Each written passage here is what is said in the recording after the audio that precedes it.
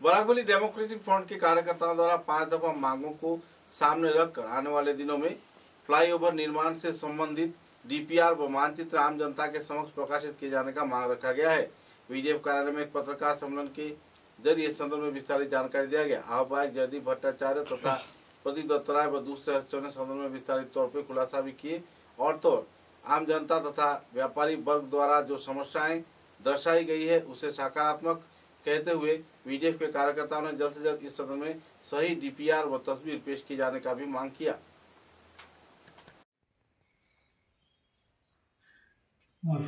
कत बছর হইল? 2004 সাল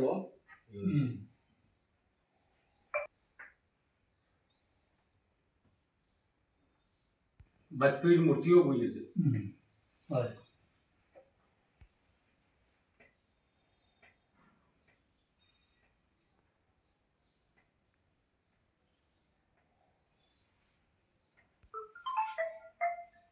साइलेंट हो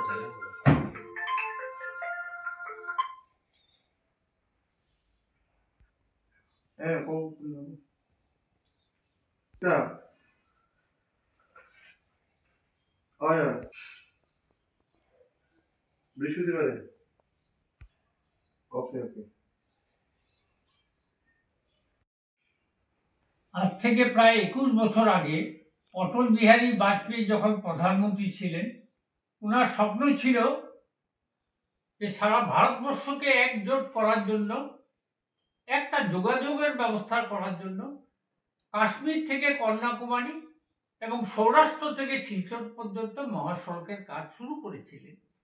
21 বছর হয়ে গেল, সারা ভারতবর্ষের সমস্ত রাস্তার কাজ শেষ। একমাত্র রয়ে গেল শিলচর থেকে গুয়াহাটি যাওয়ার যে রাস্তা।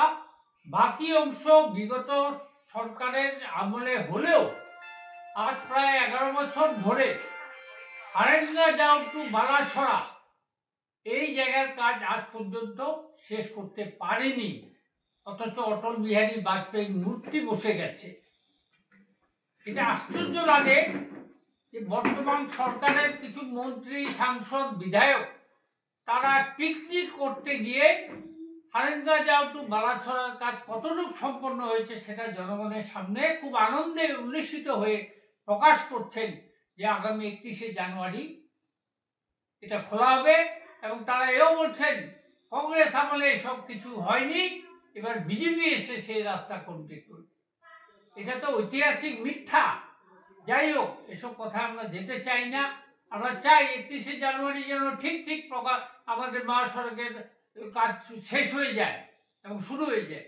কারণ আমরা দেখছি সরকার খালি ঝুলিয়ে রাখার যে প্রবণতা, এই ভাষা শহীদ স্টেশন আজ পর্যন্ত হলো না, মাল্টি লজিস্টিক পার্ক আজ পর্যন্ত হলো না, ডলুতে 3 লক্ষ চারা গাছ শ্রমিকদের আপত্তি সত্ত্বেও উপড়ে ফেলা হলো, বিমানবন্দরে কোনো নাম নেই, বিবেকানন্দ রিসার্চ ইনস্টিটিউট সেটার কোনো নাম নেই, বেকারদের কোনো চাকরি বাকরি নেই।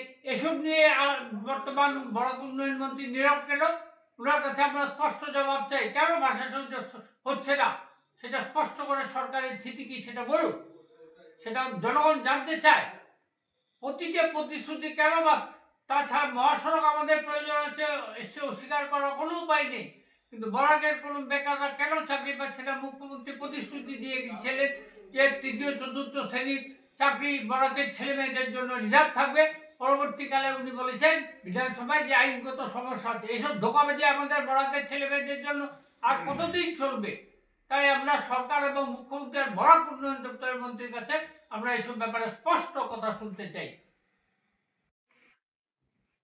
শিলচর শহরে প্রস্তাবিত যে উড়াল সেতু, তা নিয়ে এখনো জনগণের মধ্যে একটু বিভ্রান্তি রয়েছে। বিভ্রান্তির মূল কারণ হচ্ছে, অনেকেই বলছেন যে ক্যাপিটাল পয়েন্ট থেকে শুরু হয়, যদি রাঙ্গিরখাড়ি সবাস্ট পয়েন্টে গিয়ে এটা শেষ হয় এবং মধ্যখানে যদি এতে উঠার কোনো প্রভিশন না থাকে, তাহলে হচ্ছে গিয়ে শিলচরের যানজট সমস্যার খুব একটা সমাধান হবে না। অনেকেই বলছেন যে তাদের 20% থেকে 30% যানজট কমতে পারে। এই ব্যাপারে একটি জিনিস উল্লেখ্য যে শেষ যে নাগরিক সভা হয়েছে, সেই সভায় এই ধরনের বক্তব্য উঠে এসেছিল অনেক নাগরিকের কথায়। তখন বরাক উন্নয়ন বিভাগের মন্ত্রী, যিনি এই সভায় উপস্থিত ছিলেন, তিনি বলেছিলেন যে এই সেতুর আরো 5টি প্রবেশ পথ থাকবে। যদি সেই প্রবেশ পথগুলো থাকে তাহলে মধ্যবর্তী এলাকার যে লোকজন আছেন তারাও এই সেতুকে ব্যবহার করতে পারবেন এবং তাতে যানজট সমস্যার সমাধানের রাস্তাটা অনেক সহজ হবে। কিন্তু ঘটনাটা হচ্ছে গিয়ে যে এই সেতুর ব্যাপারে আমরা সংবাদ মাধ্যমের সূত্রে জেনেছি যে ইতিমধ্যে ঠিকাদার ঠিক হয়ে গেছে। ফলে এই 5টি প্রবেশ পথ সহ যে ডিপিআর বা মানচিত্র সেটি এখনো প্রকাশিত হয়নি, এবং সেটি যদি প্রকাশিত না হয় এবং ঠিকাদার যদি পুরনো ডিপিআর অনুযায়ী কাজ করতে শুরু করেন তাহলে এই প্রবেশ পথগুলো আমরা পাবো না এবং তাতে সমস্যাটা সমাধান হবে না। সেই জন্য আমরা পুরসভা এবং সরকার এবং প্রশাসনের কাছে অনুরোধ করছি অবিলম্বে এই 5টি প্রবেশ পথ সহ যে ডিপিআর এবং মানচিত্র এই সেতুর সেটি অবিলম্বে জনসমক্ষে প্রকাশ করা হোক। এটি প্রকাশিত হলে জনগণের মধ্যে যে বিভ্রান্তি আছে সেটি দূর হবে বলে আমরা মনে করি। যে শিলচরের ব্যবসায়ী মহল থেকে আবার আরেকটি সভা করা হয়েছে এবং তাতে বলা হয়েছে যে এই উড়ালপুলের কাজ আপাতত স্থগিত রাখার জন্য। এই ব্যাপারে একটি সন্দেহ অনেকের মধ্যে মাথাচাড়া দিচ্ছে। মুখ্যমন্ত্রী প্রায় 2 বছর আগে বলেছিলেন যে শিলচরের জনগণ যদি চান তাহলে উড়াল সেতু হবে। যদি ব্যবসায়ীদের সত্যিকারের ওজোর আপত্তি থেকে থাকে তাহলে তারা এই 2 বছরে মুখ্যমন্ত্রীকে স্মারকপত্র না দিয়ে যখন কাজটি শুরু হতে যাচ্ছে প্রায় সেই মুহূর্তে কেন স্মারকপত্র দিচ্ছেন? এই স্মারকপত্রের ভিত্তিতে মুখ্যমন্ত্রী আবার বলতে পারেন যে শিলচরের মানুষ চাননি বলে আমরা এই উড়াল সেতু করতে সক্ষম হলাম না। এটি একটি চক্রান্ত বলে অনেকে মনে করছেন। ব্যবসায়ী মহলকে এই ব্যাপারে স্পষ্টীকরণ দেওয়ার জন্য আমরা দাবি জানাচ্ছি। এবং আরেকটি কথা আমরা বলতে চাই যে উড়াল সেতুর ব্যাপারে যেসব ব্যবসায়িক প্রতিষ্ঠান ক্ষতিগ্রস্ত হবে তাদের উপযুক্ত ক্ষতিপূরণ দেওয়া হবে বলে সরকার নিশ্চয়তা দিয়েছেন। যদি তা কম হয়ে থাকে তো ব্যবসায়ীরা সেটা নিয়ে আলাপ করতে পারেন। আর কাজ চলার সময় ব্যবসা কিছুটা ক্ষতিগ্রস্ত হবেই, সেটা স্বাভাবিক, কিন্তু কাজ শেষ হলে ব্যবসা আবার পুনরায় আগের অবস্থায় ফিরে আসবে বলে আমরা মনে করি।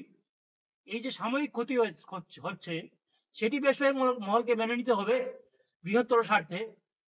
কারণ একটি আধুনিক শহরের ক্ষেত্রে উড়ালপুলটা জরুরি বলে আমরা মনে করি। একই সাথে আমরা আরেকটি কথা বলি যে সেদিন নাগরিক সভায় যেসব প্রস্তাব এসেছিল শিলচরের যানজট সমস্যা কমানোর জন্য, যেমন সার্কুলার রোড, সমান্তরাল রাস্তার পরিসর বৃদ্ধি, ই রিক্সা নিয়ন্ত্রণ, ই রিক্সা অনিয়ন্ত্রিত যেসব চলাচল সেগুলো নিয়ন্ত্রণ করা, ফুটপাত দখলমুক্ত করা, এইসব ব্যাপারের সাথে উড়ালপুলের তেমন কোনো সম্পর্ক নেই। উড়ালপুল হলেও সেই সমস্যাগুলোর সমাধান করা সম্ভব। ফলে আমরা প্রশাসনের কাছে দাবি জানাচ্ছি যে এই যেসব প্রস্তাব আসছে সেগুলোকে যাতে সিরিয়াস হয়ে যাতে যথেষ্ট প্রাধান্য দিয়ে এইসবকে চিন্তা করা হয় এবং এইগুলোকে কার্যকরী করার ব্যবস্থা করা হয়। উড়ালপুলও হোক এবং এর সাথে এইসব সমস্যার সমাধান হোক। এই হলে শিলচর যানজট সমস্যা থেকে মুক্তি পাবে বলে আমরা মনে করি।